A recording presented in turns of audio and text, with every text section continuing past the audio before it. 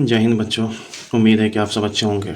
आज हम लोग एक बहुत ही महत्वपूर्ण चैप्टर का शुरुआत करने जा रहे हैं जिसका नाम है गुप्त साम्राज्य। गुप्त साम्राज्य इससे ये बीपीएससी में बिहार स्पेशल के लिए भी इम्पोर्टेंट है और हिस्ट्री में भी इम्पोर्टेंट है। तो ये हिस्ट्री प्लस बिहार स्पेशल के लिए ये बहुत ही इंपॉर्टेंट चैप्टर है गुप्त वंश। तो चलिए बिना समय गंवाए हम लोग वीडियो को स्टार्ट करते हैं। पहला क्वेश्चन है, गुप्त वंश का संस्थापक कौन था? तो गुप्त वंश का संस्थापक आपका राइट आंसर सी हो जाएगा। श्रीगुप्त ने गुप्त वंश का स्थापना किया था। श्रीगुप्त ने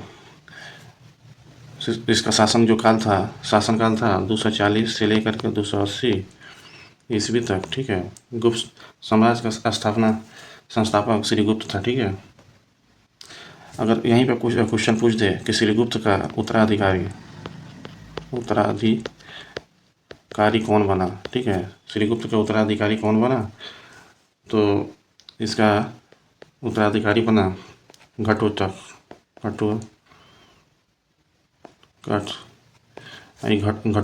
घटोत्कच का नाम बाद में चंद्रगुप्त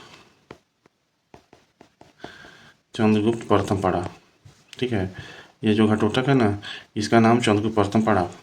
तो चंद्रगुप्त प्रथम श्रीगुप्त का उत्तराधिकारी बना और घटोत्कच उसका मूल नाम था। तो कभी ऑप्शन डाल दे चंद्रगुप्त प्रथम की जगह पर घटोत्कच तो बहुत सारे बच्चे कंफ्यूज हो जाएंगे। चलिए अगला क्वेश्चन है, गुप्त किसके सामंत थे? तो गुप्त जो थे आपका राइट आंसर हो जाएगा कुषाणों के सामंत थे। ठीक है, गुप्त कुषाणों सामंत थे। श्रीगुप्त के समय में महाराजा की उपाधि सामंतों की प्रदान की जाती थी, अतः श्रीगुप्त किसी के अधीन शासक था। ठीक है, तो एक इतिहासकार है जिसका नाम है के.पी. जायसवाल। इनके अधीन श्रीगुप्त जो था ना, श्रीगुप्त भारसीवो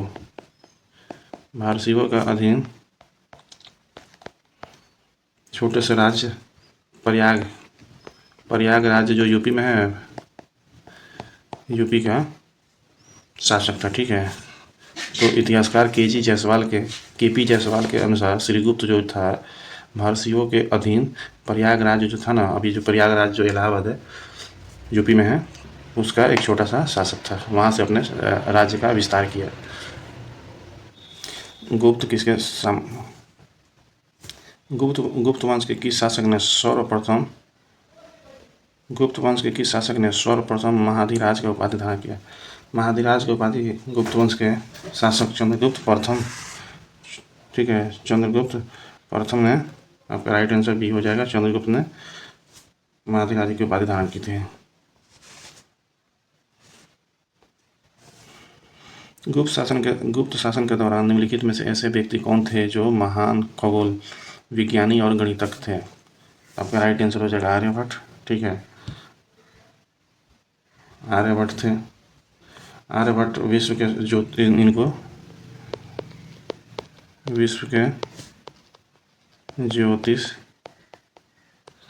ज्योतिष सिद्धांत दी थी। ठीक है, आर्यभट्ट ने प्राचीन भारत के एक महान ज्योतिष गणितज्ञ थे। इनकी पुस्तक है, इनकी ग्रंथ क्या है? ग्रंथ का नाम है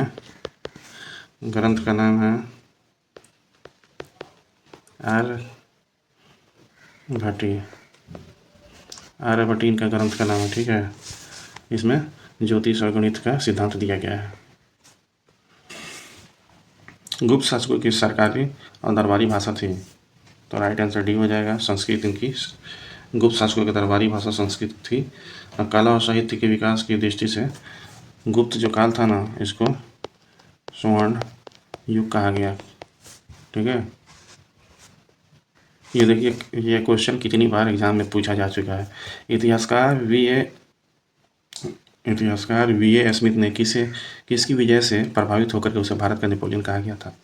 तो भारत का नेपोलियन किसे कहा जाता है? समुद्रगुप्त को भारत का नेपोलियन कहा जाता है।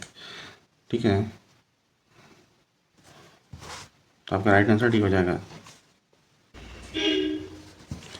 अगला क्वेश्चन, गुप्त वंश का वह राजा कौन था जिसने हुड़ों को भारत पर आक्रमण करने से रोका था, यानी हुड़ों पर विजय किसने किया था? तो आपका हुड़ों पर, तो आपका राइट आंसर हो जाएगा सिकंदरगुप्त सी। ठीक है, हुड़ों का आक्रमण गुप्त वंश का अंतिम महत्वपूर्ण शासक सिकंदरगुप्त था। ठीक है ना। इस युद्ध में सिकंदरगुप्त ने हुड़ों पर विजय पाया था, हुड़ों को पराजय किया था। ठीक है। अच्छा, भीतरी अभिलेख जो है ना, भीतरी अभिलेख के आठवें श्लोक में हुड़ों के साथ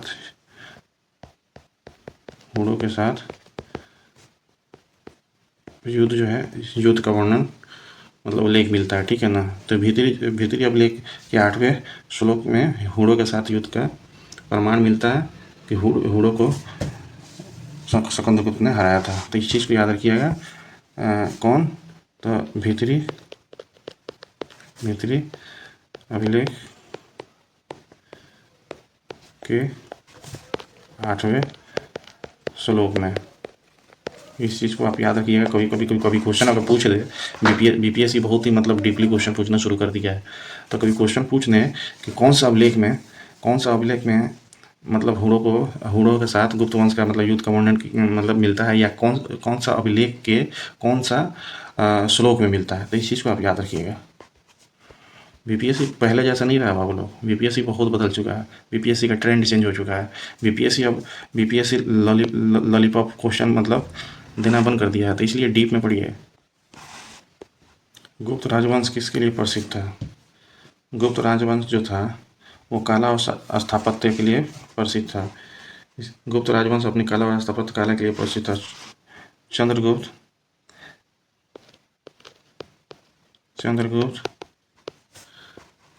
सेकेंड के समय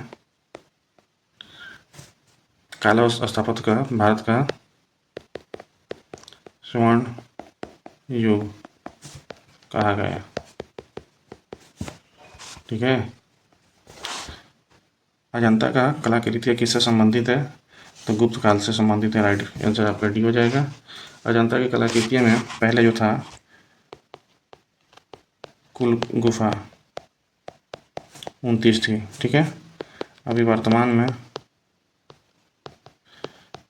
में 6 गुफा है। 6 गुफा कौन है?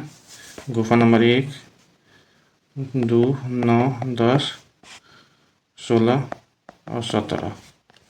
ये गुफाओं का नंबर याद रखिएगा। पहले गुफा 29 टोटल थी, वर्तमान में 6 हैं। 6 गुफा में 1, 2, 9, 10, 16 और 17 गुफा अभी बची हुआ है। ठीक है ना। इसमें गुफा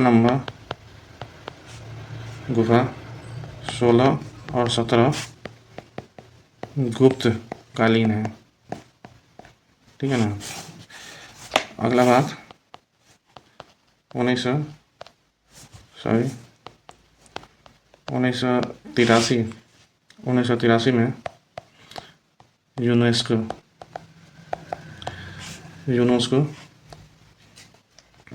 विश्व धरोहर स्थल की सूची में शामिल कर लिया गया। तो आपसे क्वेश्चन पूछते हैं कि भाई टोटल गुफाओं की संख्या कितनी है? तो 29 है। 29 में वर्तमान में गुफाओं कितनी है? तो 6 है। गुफा नंबर का भी ऑप्शन दे दे तो 1, 1, 2, 9, 10, 16 एंड 17 मतलब गुफा अवेलेबल है। 16 एंड 17 गुफा जो है गुप्त काल से संबंधित है। और 1983 में अजंता को यूनेस्को विश्व धरोहर स्थल की सूची में शामिल कर लिया गया। तो ये भी बहुत इंपॉर्टेंट क्वेश्चन है। कुछ विद्वानों के अनुसार कवि कालिदास किसके राजकीय कवि थे? तो जो SSC 2018 में पूछा है। तो कवि कालिदास आपका राइट आंसर सी हो जाएगा। चंद्रगुप्त सेकेंड विक्रमादित्य के समय के राजकीय कवि थे। अजंता की चित्रकारी विषय वस्तु निम्नलिखित में से किससे संबंधित है? तो आपका राइट आंसर बी हो जाएगा, बौद्ध धर्म से संबंधित है। ठीक है ना। गुफा नंबर 9 चित्र में, ठीक है ना, गुफा नंबर 9 के चित्र में भिक्षु बौद्ध भिक्षु जो थे ना, उनके स्तूपों का चित्रण है।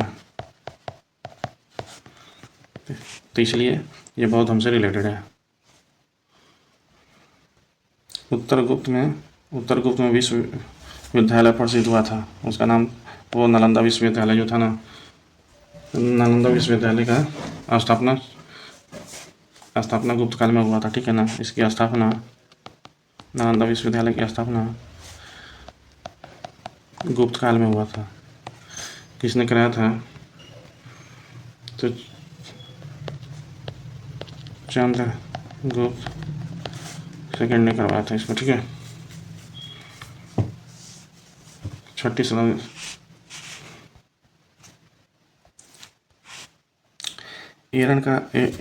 एरण अभिलेख का संबंध किस शासक से है?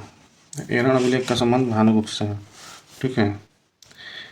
एरण नामक इतिहास ये कहाँ है? तो ये एरण जो अभिलेख है ना, मध्य प्रदेश के सागर जिले में, मध्य प्रदेश के सागर जिले में स्थित है। ठीक है ना।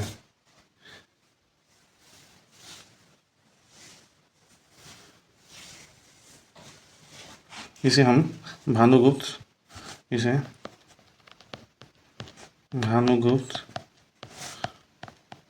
अभिलेख भी कहते हैं। तीसरा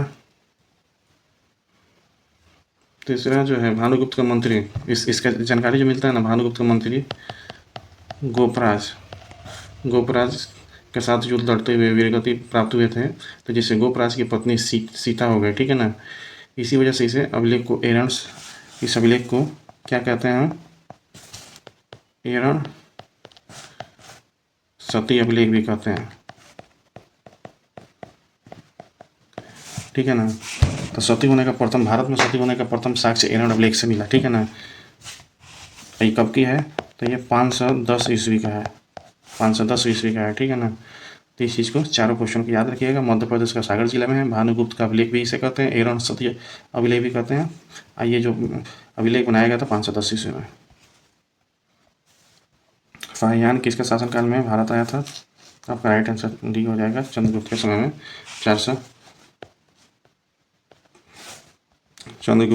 399 से 412 ईस्वी में आया था। कहाँ का नागरिक था? तो फाहियान चीनी यात्री था, और ये बौद्ध धर्म से रिलेटेड था, यानी बौद्ध धर्म का भिक्षु था। भारतीय संस्कृति का स्वर्ण युग था, तो गुप्त काल को भारतीय संस्कृति का स्वर्ण युग कहा जाता है। ठीक है ना। इसमें संस्कृति के प्रचार प्रसार के लिए, संस्कृति जो था ना, प्रचार के लिए इसका उपयोग किया जाता था। फाहियान कहाँ का निवासी था? तो राइट आंसर चीन था। चीन का निवासी था, लेकिन बौद्ध भिक्षु था। ठीक है।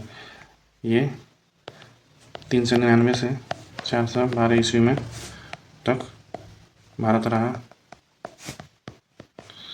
ठीक है। ये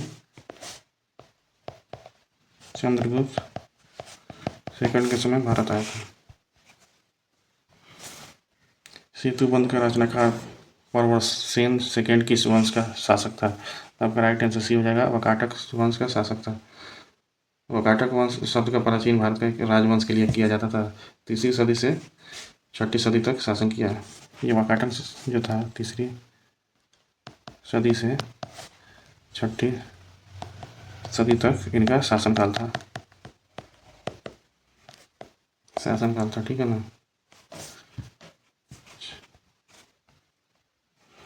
किस गुप्तकालीन शासक को कविराज कहा गया है? तो समुद्रगुप्त को कविराज कहा गया, ठीक है ना।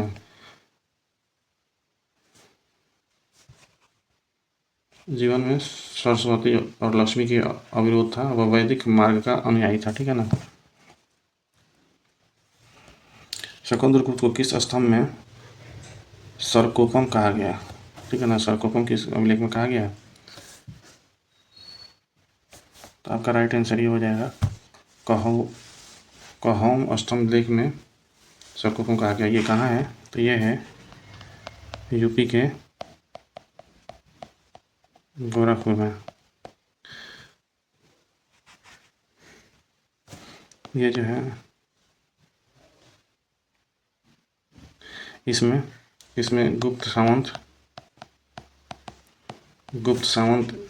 148 से 460 ईस्वी तक का तिथि तक अंकित है,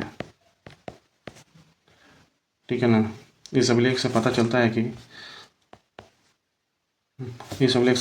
कि मद्र नामक एक व्यक्ति ने 5 जैन तीर्थकों की प्रतिमाओं का निर्माण कराया था। यानी इस अभिलेख से क्या पता चलता था, मद्र नामक एक व्यक्ति था जो 5 जैन तीर्थक जो थे ना की प्रतिमा बनाई थी, ठीक है। श्रीलंका के राजा मेघवर्मन ने किस स्थान पर भगवान बुद्ध के मंदिर बनाने के लिए समुद्रगुप्त से अनुमति मांगी थी, तो आपका राइट आंसर हो जाएगा बोधगया।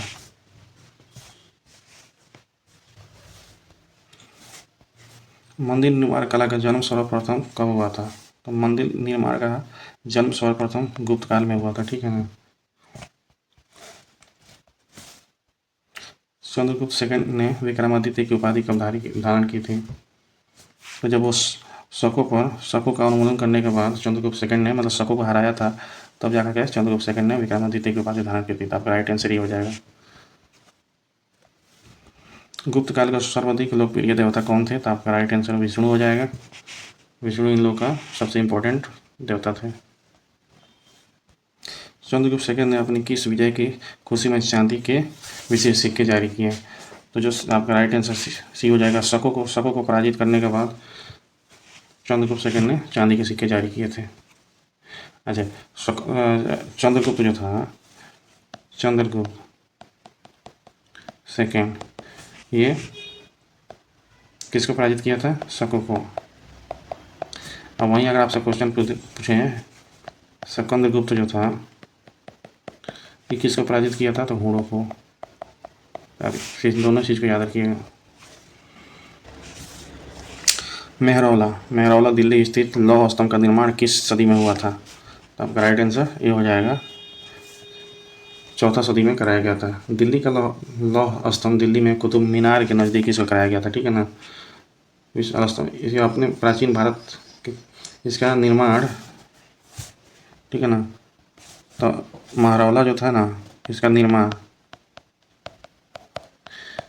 375 से 413 ईस्वी में किसने करवाया था, तो इसका निर्माण करवाया था विक्रमादित्य ने।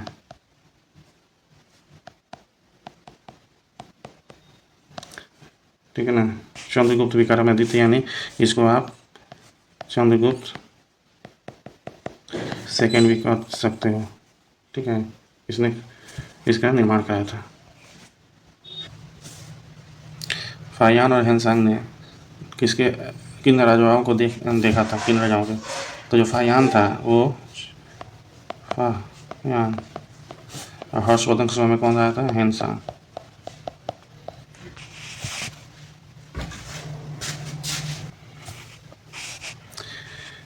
हेनसांग जो था हर्षवर्धन के समय में आया था। ये भी बौद्ध धर्म का भिक्षु था, ठीक है। इसका पुस्तक जो था, हेनसांग का पुस्तक सी जू की था।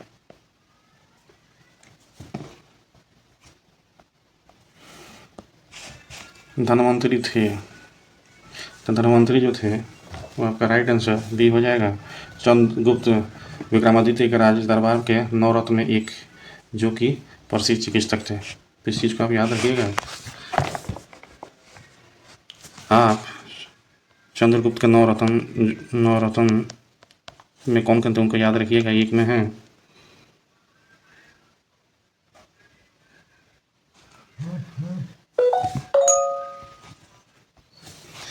ये 9 रत्न में एक में थे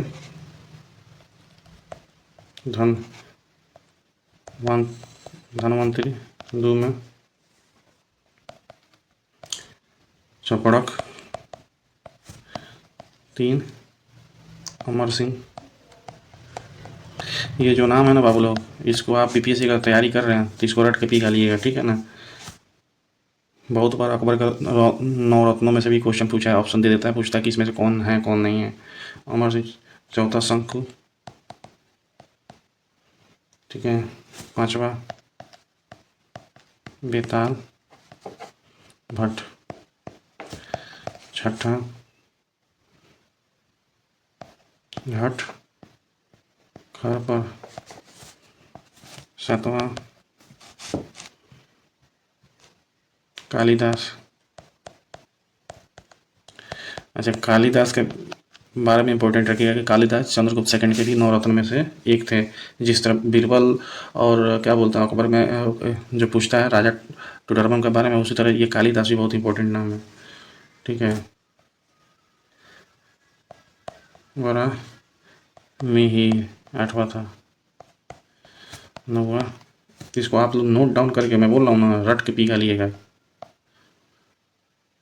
वर रुचि, ये 9 को चंद्रगुप्त सेकंड के क्या बोलता 9 रत्न थे। आप इनकी नाम रट के पी लिएगा, क्योंकि बीपीएससी पहले खनिया लॉलीपॉप क्वेश्चन देना बंद कर दिया भाई। वो डीपली दे रहा है, वो पूछ सकता है कि भाई चंद्रगुप्त सेकंड के 9 रत्नों में कौन था, कौन है, कौन नहीं है, ठीक है ना। इसलिए रट के पी लिएगा। गुप्तकालीन शासन प्रणाली किस प्रकार की थी? गुप्तकालीन शासन प्रणाली राजतंत्रात्मक थी। फाहियान द्वारा रचित ग्रंथ फुकुओकी निम्नलिखित में इसके विवरण नहीं है, ठीक है ना। तो बौद्ध धर्म के सिद्धांतों के फाहियान द्वारा रचित जो फुकुओकी में बौद्ध धर्म के सिद्धांतों का विवरण नहीं मिलता है, ठीक है ना। तो ये पुस्तक भी याद रखिएगा कि फाहियान जो था ना, फाहियान ये इसका पुस्तक है फुकुओकी, ठीक है। चीनी यात्री था, फाहियान चीनी यात्री था। और दूसरा ये चंद्रगुप्त सेकंड के समय भारत आया था। इस चीज़ को आप याद रखिएगा। गुप्त स्थापत्य कला का सर्वोत्तम मंदिर निम्नलिखित में से कौन सा है? तो आपका राइट आंसर बी हो जाएगा। देवगढ़ का दासवांत मंदिर जो है ना, गुप्त काल का सबसे मतलब स्वर्ण सर्वोत्तम नंबर 1 पे है, ठीक है ना। ये जो है यूपी के ललितपुर जो है ना, ललितपुर जिले के देवगढ़ में स्थित है। ये जो मंदिर है भगवान विष्णु का है, ठीक है ना।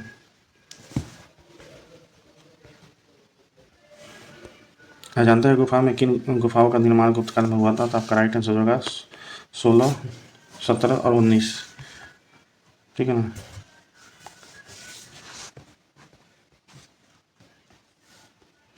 अमर कोश के लेखक अमर सिंह किस शासक के दरबार में से जुड़े हुए थे? आपका राइट आंसर चंद्रगुप्त सेकंड हो जाएगा, ठीक है। गुप्त सामंत 319 से 320 को प्रारंभ करने का श्रेय किसे जाता है?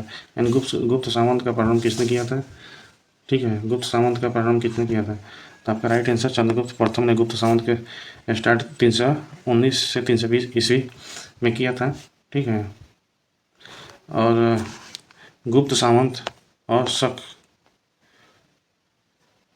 सामंत जो है 78 ईस्वी में हुआ था। इन दोनों के बीच में शक और गुप्त, इन दोनों के बीच में गैपिंग पूछे तो 240 वर्ष का, ठीक है ना, शक सामंत।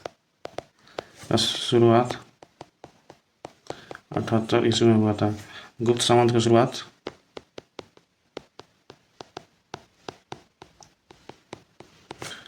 319 से 20 ईस्वी में हुआ था। इन दोनों के बीच में 240 वर्षों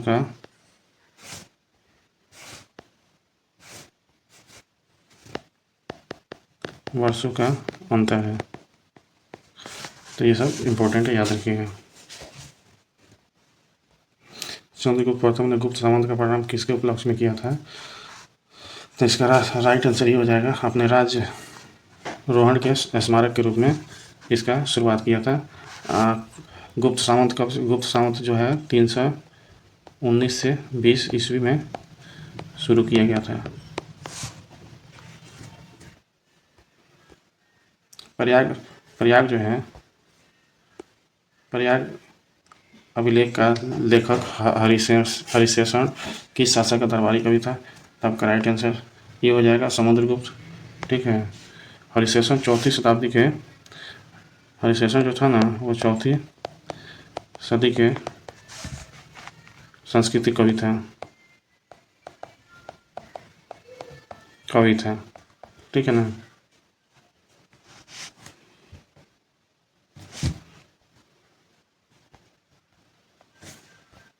गुप्त काल के प्राचीन भारत का क्लासिक युग क्यों कहा जाता है? क्लासिक युग क्यों कहा जाता है?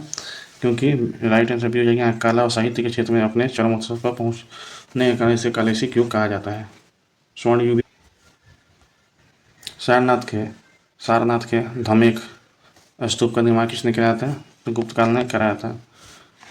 जो धमेक स्तूप का बात करें, ये कहाँ है? ये धमेक स्तूप जो है यूपी के वाराणसी में है। वाराणसी में के निकट जो सारनाथ है वहाँ पे है। ठीक है ना। धमेक स्तूप का इसका निर्माण जो किया गया था, इस स्तूप का निर्माण 500 ईस्वी में मौर्य साम्राज्य के अशोक द्वारा बनवाए गए पूर्व स्तूप की स्थापना किया गया। मतलब इसकी निर्माण जो है 500 ईस्वी में किया गया। गुप्तकालीन सोने की मुद्रा को कहा जाता था? गुप्तकालीन सोने की मुद्रा को दिनार कहा जाता था। ठीक है। कुमार संभव महाकाव्य किसकी रचना है? आपका राइट आंसर कालिदास हो जाएगा। कालिदास नवरत्नों में से चंद्रगुप्त के। ठीक है, तो कुमार संभव महाकाव्य चंद्रगुप्त द्वितीय के दरबारी कवि कालिदास ने लिखी थी। कालिदास का भारत का शेक्सपियर कहा जाता है। कालिदास को भारत का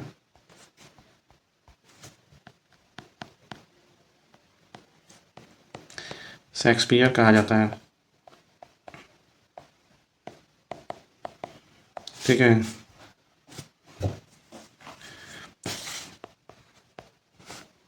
हर्षचरित बाणभट्ट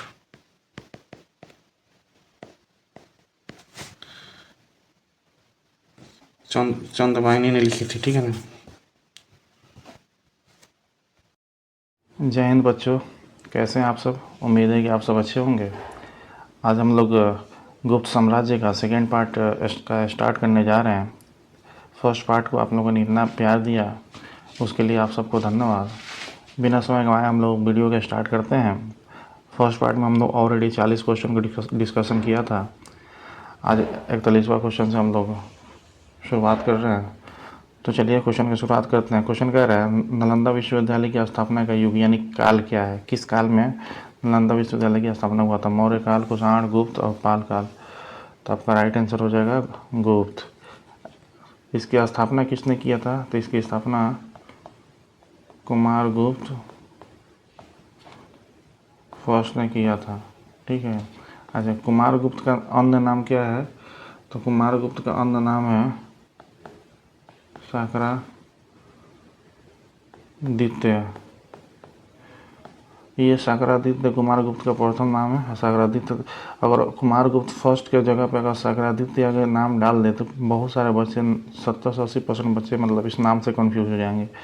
उम्मीद है कि देखिए आने वाले बीपीएससी के एग्ज़ाम में कुमार गुप्त को हटा करके सागरादित्य ऑप्शन में आएगा, क्योंकि अब बीपीएससी जो है बहुत ही डीप में क्वेश्चन पूछना शुरू कर दिया है। ठीक है, सागरादित्य की पहचान कुमार गुप्त प्रथम से की जाती है। ठीक है ना। तो अच्छा, उसने महेंद्र द्वितीय की उपाधि धारण की थी। ठीक है ना। तो इस चीज़ को आप याद रखिएगा, ये नाम बहुत ही इम्पोर्टेंट है। अगला क्वेश्चन कह रहा है गुप्त युग में भू राजस्व की दर क्या थी? उपज का चौथा भाग, उपज का छठा भाग, उपज का आठवां भाग या उपज का आधा भाग? तो आपका राइट आंसर हो जाएगा बी, उपज का छठा भाग। ठीक है, छठा भाग।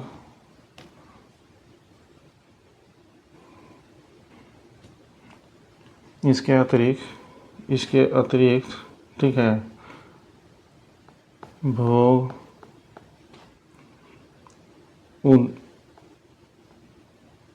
उद्रंगु,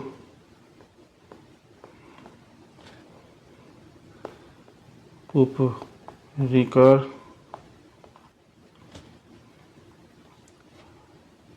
इस तरह का भी कर गुप्त काल में लिया जाता था। भोग, उद्रगु और उपरिकर टाइप का भी कर मतलब गुप्त काल में लिया जाता था। ठीक है, तो इस चीज़ को आप याद रखिएगा। अच्छा, वह कर को नगद अथवा अच्छा, एक और चीज़, नगद जो कर होता था, ठीक है, नगद कर को हम क्या कहते थे गुप्त काल में?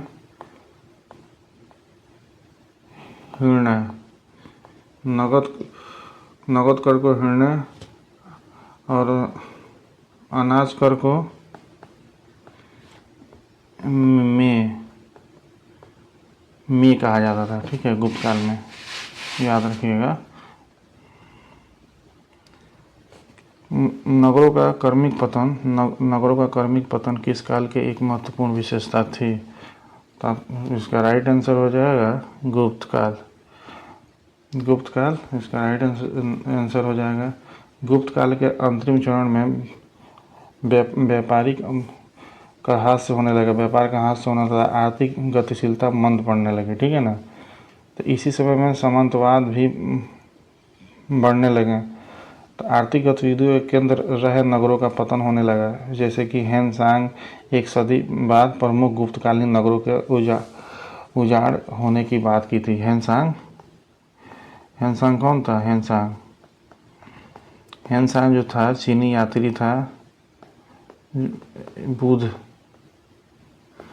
भिक्षुक था। तो इसने बताया कि आर्थिक गतिविधियों के कारण जब मतलब गुप्त काल का आर्थिक गतिविधियाँ कम होने लगा तो नगरों का पतन धीरे धीरे शुरू हो गया। ठीक है ना। क्योंकि कोई भी पतन मतलब कोई भी नगर धीरे धीरे कम कब होगा?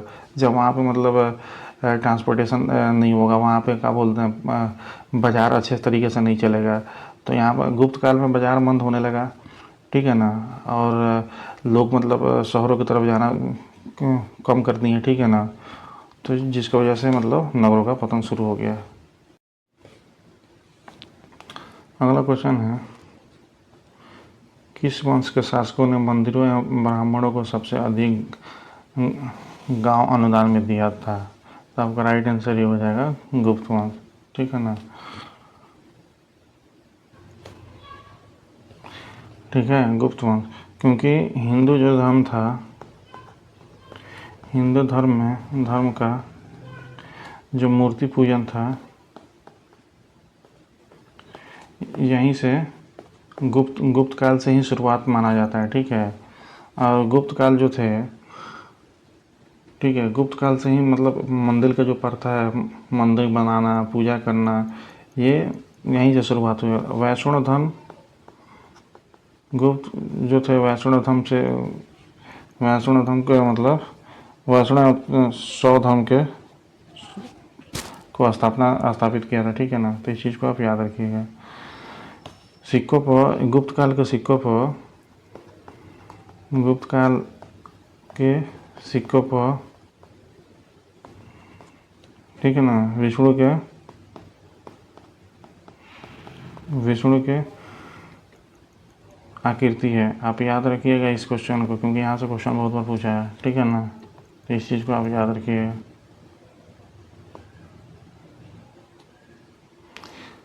दिल्ली के महरौला के कुव्वतुल इस्लाम मस्जिद के प्रसंग में स्थित प्रसिद्ध लौह स्तंभ किस स्मृति में है? तो ये जो है चंद्र, ठीक है ना, इस स्तंभ का निर्माण गुप्त वंश का महान राजा चंद्रगुप्त विक्रमादित्य ने किया था। ये जो इसका स्थापना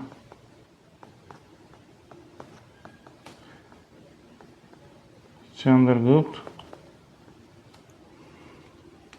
विक्रमादित्य ने किया था, ठीक है, इस चीज को आप याद रखें। कालिदास द्वारा रचित मालविका गिनमित्र नाटक का नायक कौन था? तो आपका राइट आंसर सी हो जाएगा, ठीक है, अगिनमित्र। अगिनमित्र आपका राइट आंसर हो जाएगा, ठीक है। ये जो है 4वीं सदी का नाटक है, ठीक है, 4वीं सदी का नाटक है, कालिदास द्वारा लिखा गया था, ठीक है ना। ये संस्कृत ग्रंथ है जिसके पुष्यमित्र शुंग हैं, उसके पुत्र अग्निमित्र के समय के राजनीति घाट। इसमें किसका वर्णन है? पुष्यमित्र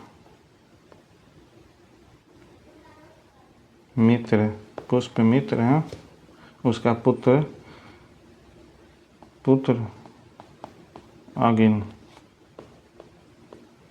अग्निमित्र का इसमें वर्णन है, ठीक है ना, इस बुक में।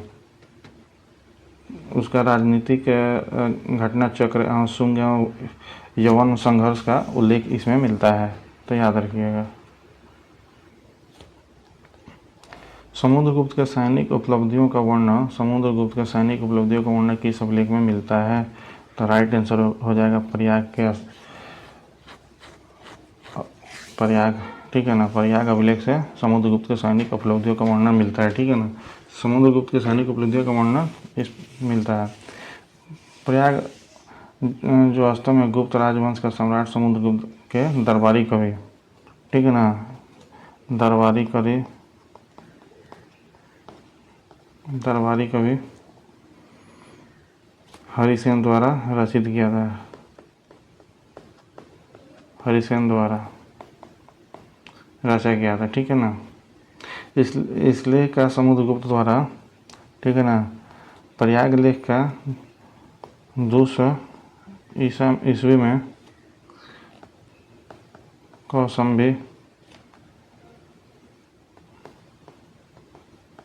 कौसंबी से लाया गया अशोक स्तंभ पर खुदवाया गया था, ठीक है ना। कौसंबी से लाया गया अशोक स्तंभ पर खुदवाया गया था, ठीक है ना, इस चीज़ को आप याद रखिएगा।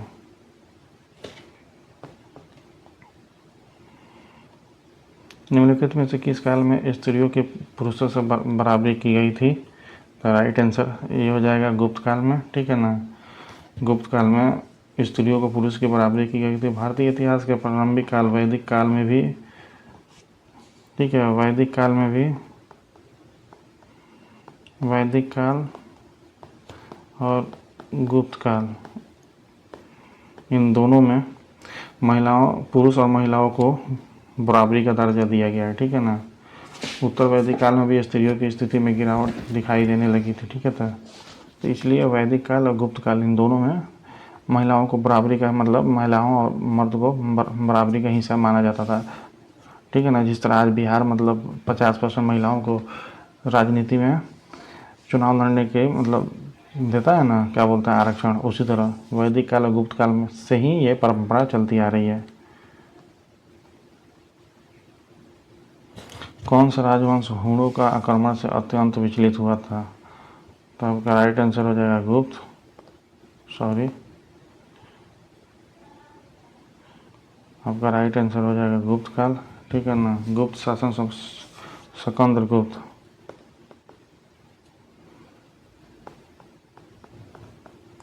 सिकंदर गुप्त के काल में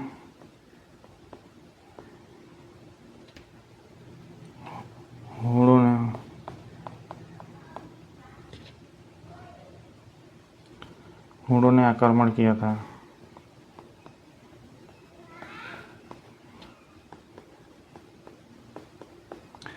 किसके काल में? सिकंदर गुप्त के काल में, ठीक है, याद रखिएगा।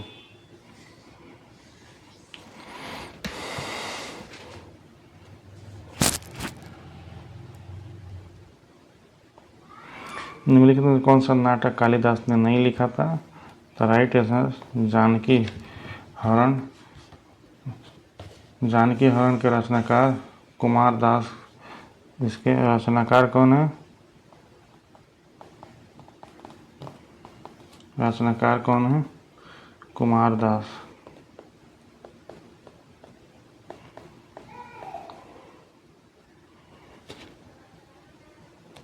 ठीक है।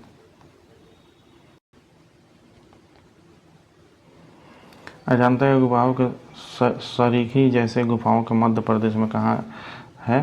तो आपका राइट आंसर हो जाएगा बाग या धार, मतलब इसको बोला जाता है, ठीक है ना। मध्य प्रदेश में है, एमपी के मध्य प्रदेश की एक गुफा है, ठीक है। गुफा समूह जो हूबहू अजंता एलोरा की तरह दिखाई देता है, अजंता की तरह दिखाई देता है, ठीक है ना।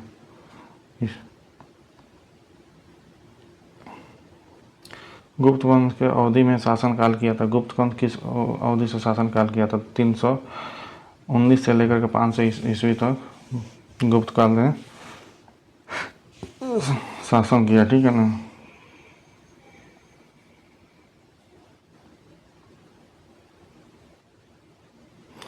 बाल विवाह का प्रथा आरंभ हुआ था गुप्त काल से।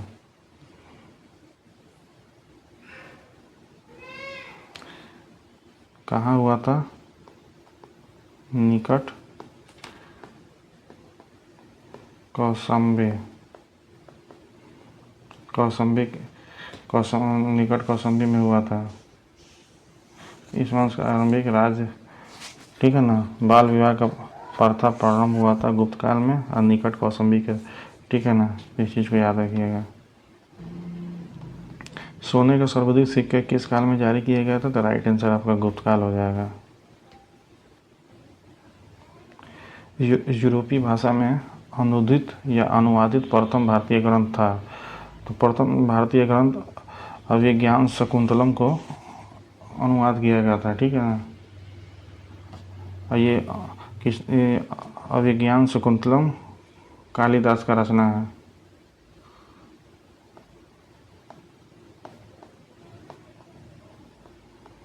की रचना है, ठीक है ना।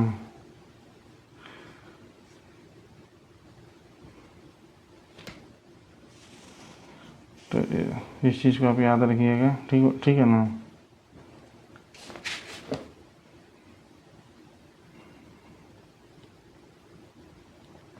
सती प्रथा का पहला उल्लेख कहाँ से मिलता है? तो हिरण्य का अभिलेख से मिलता है, ठीक है ना। ये कब बनाया गया था? तो 510 ईस्वी में इसकी स्थापना हुआ था, यानी बनाया गया था, ठीक है ना।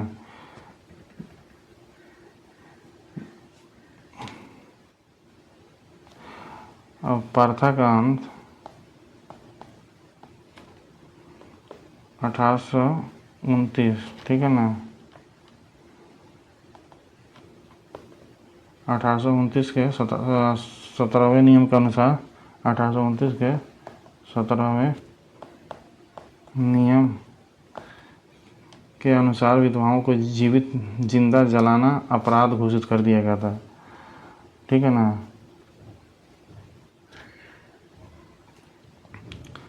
1829 के 17वें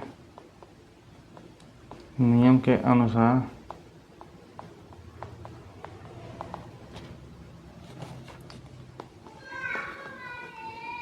विधवा को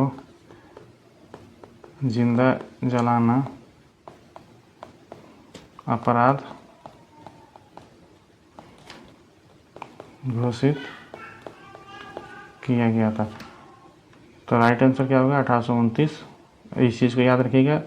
और 17वें नियम, ये इम्पोर्टेंट है क्योंकि अब बीपीएससी ये नहीं पूछेगा कि एरोन अभिलेख, इसलिए कि एरोन अभिलेख से बहुत बार क्वेश्चन पूछा है। अब पूछ सकता है कि कौन सा सन में कितने नियम के अनुसार, मतलब एरोन अभिलेख में जो सती प्रथा को उल्लेख मिलता है किया गया था। तो इस चीज़ को अब डीपली याद रखना पड़ेगा आपको। अगला क्वेश्चन कर रहा है, गुप्त वंश के निम्नलिखित शासकों का क्रम बताएं। तो आपका क्रम हो जाएगा 1 2 3 4 5।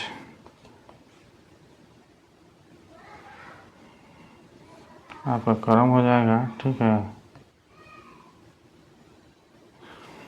ई, ठीक है, ई हो जाएगा 1 2 3 4 5, क्योंकि सबसे पहले चंद्रगुप्त, उसके बाद समुद्रगुप्त, चंद्रगुप्त सेकेंड, कुमारगुप्त और स्कंदगुप्त, ठीक है ना। ये आपका राइट आंसर हो जाएगा। इस चीज़ को आप याद रखिएगा।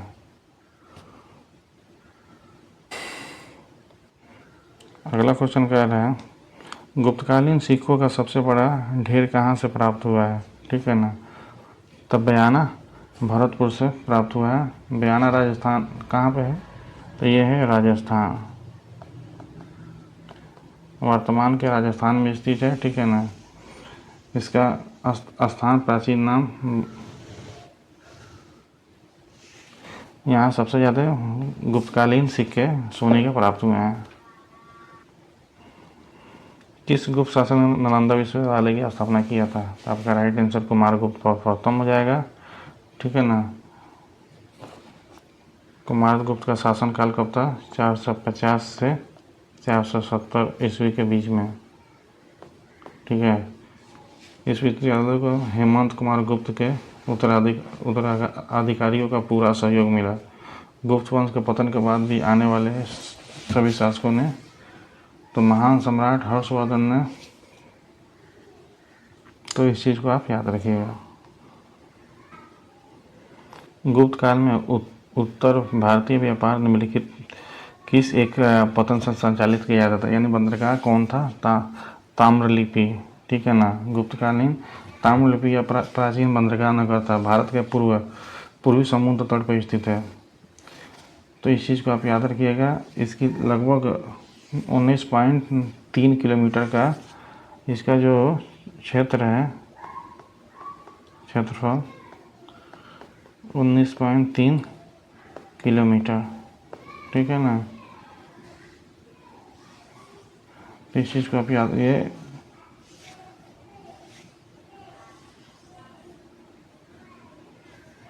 तो इस चीज़ को याद रखिएगा। ये कहाँ है ताम्रलिपि? तो वेस्ट बंगाल में, वेस्ट बंगाल में, ठीक है। गुप्त काल शासकों द्वारा जारी किए गए चांदी के सिक्के कहलाते थे। तो गुप्त काल में चांदी के सिक्के को हम लोग रूपक कहते थे, ठीक है ना। गुप्त राजाओं ने सर्वाधिक स्वर्ण मुद्रा जारी की थी, मतलब गुप्त काल में सबसे ज़्यादा मतलब सोने का सिक्का होता था, ठीक है ना। इनकी स्वर्ण मुद्राओं में स्वर्ण की मात्रा कुषाणों की स्वर्ण तुलना से कम थी, ठीक है ना। तो गुप्त राजाओं ने गुप्त राजत्व को विजित करने के उपरांत चांदी के सिक्के चलाए, ठीक है ना। तो इस चीज़ को चांदी के पूर्ण चांदी का सिक्का था, ठीक है ना। तो यह मौर्यकालीन अर्थव्यवस्था का आधार एवं प्रमुख मुद्रा भी थी।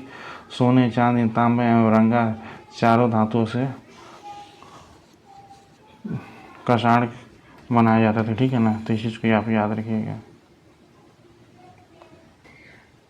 अगला कह रहा है, सूची को सुमेलित करना है, ठीक है ना। इस टाइप के क्वेश्चन हम बीपीएससी में आप हर साल बढ़ते हुए क्रम में देखिएगा, क्योंकि इस टाइप का क्वेश्चन हमेशा पूछ रहा है बीपीएससी, ठीक है। तो आपका बी का विशाखा दत्त, विशाखा दत्त का आपका ए का हो जाएगा 2, नाटक था, ठीक है ना।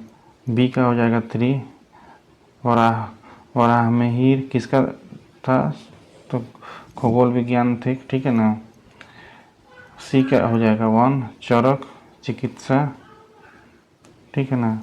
अब ब्रह्मगुप्त जो थे वो डी के 4 हो जाएगा। तो इस चीज़ को आप याद रखिएगा। चंद्रगुप्त सेकंड के काल में विधा, कला एवं साहित्य का महान केंद्र कौन सा था? तो महान केंद्र उज्जैन था। ठीक है, चंद्रगुप्त सेकंड के काल में विधा, कला और साहित्य का महान केंद्र उज्जैन था। उज्जैन भारत के मध्य प्रदेश राज्य का एक प्रमुख शहर था। मध्य प्रदेश में स्थित है। प्रदेश मध्य प्रदेश, वर्तमान मध्य प्रदेश में स्थित है। ठीक है ना। तो इस चीज़ को आप याद रखिएगा। ठीक है ना। कालिदास के किस कृत की गिनती विश्व के किस 100 प्रसिद्ध साहित्य कृतियों में होती है? तो आपका राइट आंसर सी हो जाएगा, अभिज्ञान शकुंतलम। ठीक है ना।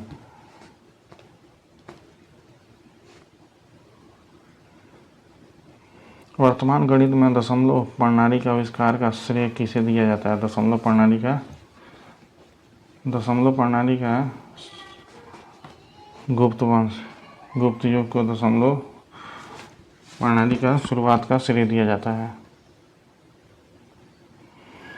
निम्नलिखित में से कौन सा गुप्त वंश का पतन का कारण नहीं था? सत्ता के नियंत्रण के अतिरिक्त कलह, ये नहीं था। ठीक है ना। तो इस चीज़ को आप याद रखिएगा। निम्नलिखित में से किस गुप्त शासक ने अपने सिक्कों पर अपने को वीणा बजाते हुए आकृति में अंकित करवाया है? तो समुद्रगुप्त। ये इम्पोर्टेंट क्वेश्चन है, याद रखिएगा। वीणा बजाते हुए आकृति में अंकित करवाया है सिक्के पर। कौन सा राजा था? समुद्रगुप्त। ठीक है ना। तो इस चीज़ को याद रखिए। चलिए, वह प्रथम भारतीय विद्वान कौन था जिसने गणित को एक पृथक विषय के रूप में उजागर किया? तो आर्यभट्ट 476 से प्राचीन भारत के एक महान ज्योतिष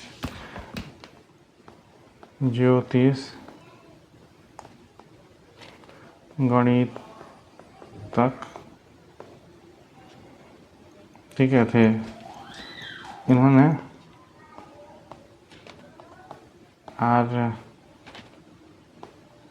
आर्यभट्टीय ग्रंथ की रचना की है।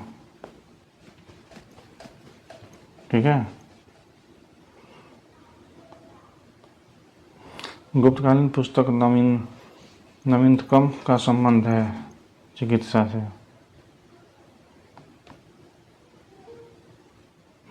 तांबे का सिक्का जारी करने वाला पहला गुप्त शासक कौन था? तो आपका राइट आंसर हो जाएगा रामगुप्त। ठीक है ना। इस चीज़ को आप याद रखिएगा। ये सुमेलित करने का पूछ रहा है। ठीक है। आपका ए का 1 हो जाएगा। समुद्रगुप्त प्रयाग अभिलेख। ठीक है ना। बी का 2 हो जाएगा।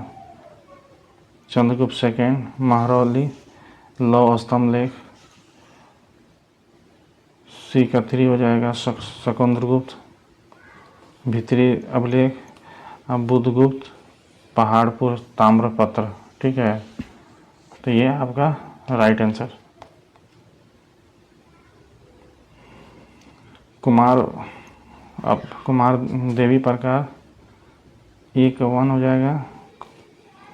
कुमार देवी प्रकार ए का 1। चंद्रगुप्त सेकंड वीणावादन प्रकार समुद्रगुप्त चक्र विक्रम प्रकार चंद्रगुप्त सेकंड। ठीक है। कार्तिकेय प्रकार कुमारगुप्त।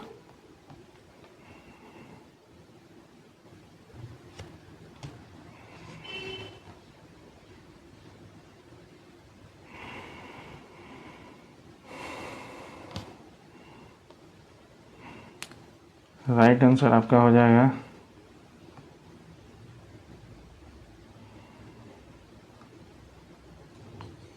ए के 1 चंद्रगुप्त महाधीराज समुद्रगुप्त अश्वमेध पराक्रमक, चंद्रगुप्त सेकेंड, परम भागवत, ठीक है, असकंद्रगुप्त, शक्रोपम। इस चीज को आप याद रखिएगा। किस गुप्त शासक ने दक्षिणापथ में स्थित 12 राज्यों को धर्म विजय की? ठीक है, तो आपका राइट आंसर समुद्रगुप्त हो जाएगा।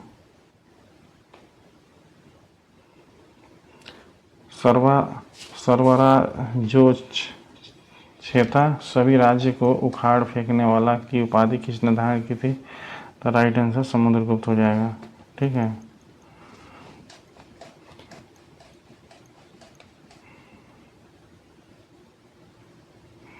किसने अंतिम शासक रुद्र सिंह थर्ड को पराजित कर और उसकी हत्या कर शकों का अंतिम रूप में उन्मूलन किया था? यानी शकों का उन्मूलन किसने किया था? चंद्रगुप्त सेकंड ने। ठीक है, आपका राइट आंसर हो जाएगा।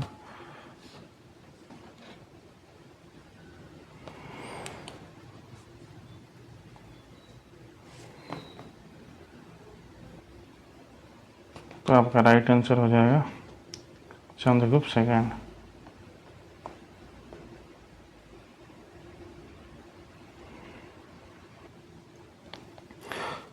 कन्नौज के सर्वप्रथम महात्मा प्रदान करने वाले थे? तो राइट आंसर मौखरी हो जाएगा। मौखरी हो जाएगा।